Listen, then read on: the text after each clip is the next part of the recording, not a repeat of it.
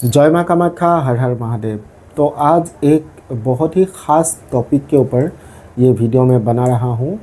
आजकल मैक्सिमम लोगों का एक सवाल होता है, क्योंकि हम लोगों को बहुत सारे लोग मैसेज में ये बोलते हैं कि तंत्र बाधा हुआ है, क्योंकि उन लोगों को मालूम होता है कि किसी ने कुछ तो तंत्र बाधा किया है और उसके लिए वे लोग ख़ास तरह का पूजा विधि भी करते हैं, लेकिन उसके बावजूद भी कुछ फल नहीं मिलता है।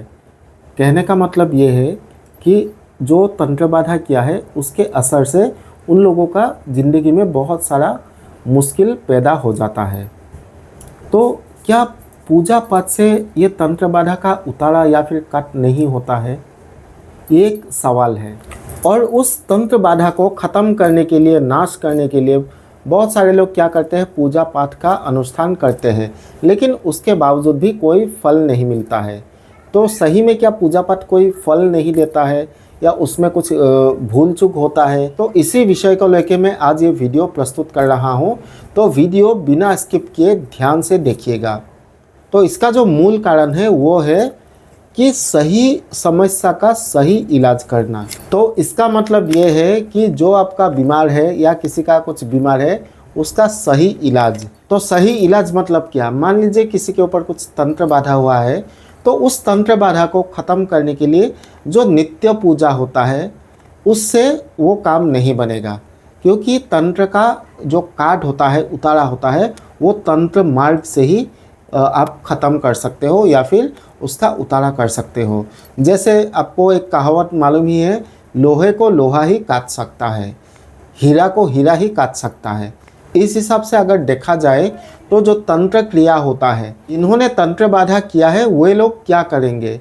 डेफिनेटली जो तंत्र क्रिया होता है उसके हिसाब से ही उनको नुकसान पहुंचाने के लिए या फिर किसी एक व्यक्ति को नुकसान पहुंचाने के लिए वो तंत्र क्रिया करेंगे।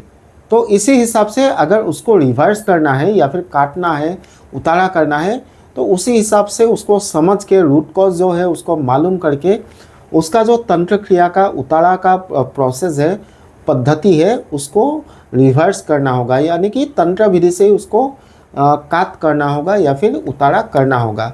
तो बहुत लोग क्या करते हैं, मान लीजिए, देखिए मंत्रों का तो चमत्कार होता है। अभी जैसे मान लीजिए हनुमान चालीसा, किसी के ऊपर निगेटिविटी का असर है, उनको मालूम पड़ रहा है, तो हनुमान चालीसा वैसे ही पाठ करने से कुछ हद तक रिलीफ मिल सकता है। लेकिन जो तंत्र क्रिया किया गया है उसको उतारा करने के लिए उसी प्रकार का तंत्र क्रिया से उसको रिवर्स करना होगा या फिर उतारा करना होगा, तभी 100% रिजल्ट जो है मिल सकता है। इसके साथ साथ और एक बात है, पॉजिटिविटी। मतलब बहुत सारे लोग क्या करते हैं, समस्या होने के साथ साथ ही डर जाते हैं। और एक बात मैं बोलना चाहूँगा कि ये तंत्र बाधा ही समस्या नहीं है। लोगों के जीवन में किसी भी प्रकार का समस्या आ सकता है, फाइनेंशियल इश्यूज भी हो सकता है, बिना तंत्र बाधा का मैं बोल रहा हूँ अभी। तो उस हालत में भी लोगों को कभी निगेटिव होना नहीं चाहिए। समस्या आता है और जाएगा, क्योंकि देखिए बिना समस्या का जो जीवन का जो रंग है या फिर जीवन का जो आनंद है वो तो रहेगा ही नहीं। तो इसीलिए लोगों को हर समय में पॉजिटिव रहना चाहिए, क्योंकि ये एक यूनिवर्सल लॉ है। आप जो सोचोगे वही आसपास मंडराएगा आपका, और एक ना एक दिन आके वही चीज़ आपके ऊपर हावी होगा। तो आपको क्या करना है, हमेशा जो है पॉजिटिव सोचना है। तो वो पॉजिटिवनेस जो है आपके ज़िंदगी में कभी ना कभी एक ना एक दिन आके वही चीज़ इम्पैक्ट करेगा और आपके जीवन में कुछ अच्छा ज़रूर होगा। तो कहने का मतलब ये है कि मान लीजिए किसी को मालूम पड़ गया कि उनके ऊपर कुछ तंत्र बाधा हुआ है, ये सोच के या फिर उससे डर के आपको ज़िंदगी जीना नहीं है। आपको मुकाबला करना होगा डट के, और उसी के साथ साथ आपका ये जो समस्या है वो धीरे धीरे ख़त्म हो जाएगा। लेकिन उपाय भी करना होगा और साथ में आपको पॉजिटिव मन से भी रहना होगा। तो ये मैं जो मूल कारण है आपको बता दिया थोड़ा सा। अभी सबसे जो मूल कारण है इसमें आते हैं। देखिए मान लीजिए किसी व्यक्ति के ऊपर तंत्र बाधा हुआ है। अभी जिन्होंने ये तंत्र बाधा करवाया है वो भी एक उपासक ही है।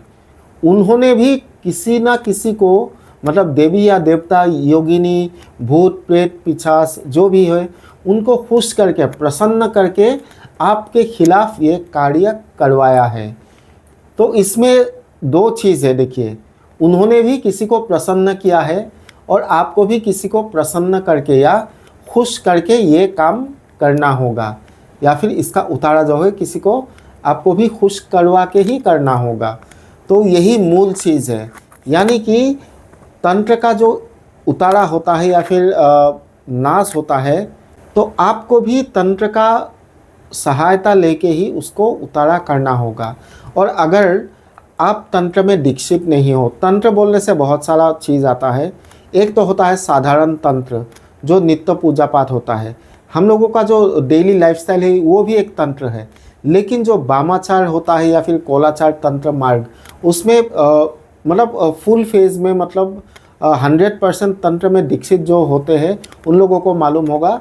और वीडियो में मैं सारा कुछ डिटेल्स में नहीं बोल सकूँगा, लेकिन तंत्र का एक अलग मार्ग होता है। तो अगर उसी हिसाब से आपके ऊपर तंत्र बाधा हुआ है या किसी के ऊपर हुआ है, तो उसी हिसाब से, जैसे लोहे को लोहा काटता है, इसी हिसाब से तंत्र को तंत्र ही काटता है। आपको भी किसी को खुश करके, प्रसन्न करके उस तंत्र को आपको नाश करना होगा आपका अच्छाई के लिए। और मैंने जो बोला किसी को प्रसन्न करके, खुश करके, इसका मतलब यह है किसी देवी देवता जो भी आपका इष्ट है उनको खुश करके, या फिर योगिनी, यक्षिनी, जिनको भी आप मानते हो, उसी प्रकार से आपको उनको खुश करके उसी विधि विधान से आपको तंत्र का उतारा करना है। लेकिन इसमें भी एक बात है, जिन लोगों का दीक्षा नहीं है या फिर तंत्र मार्ग में नहीं है, वो लोग क्या करेंगे? ऐसा मैंने नहीं बोला कि पूजा पाठ मत कीजिए, जो नित्य पूजा है वो ज़रूर कीजिए और उससे भी ज़रूर फल मिलेगा। ये आपका जो भक्ति और श्रद्धा है, अपना इष्ट या फिर अपना आराध्य, उनके जरिए भी आपको फल मिल सकता है। लेकिन जो श्रद्धा और भक्ति है वो प्रॉपर 100% आपको देना होगा। और सबसे पहली बात है विश्वास। आप देवी देवताओं को तो विश्वास करते हो, लेकिन खुद के ऊपर विश्वास होना पड़ेगा।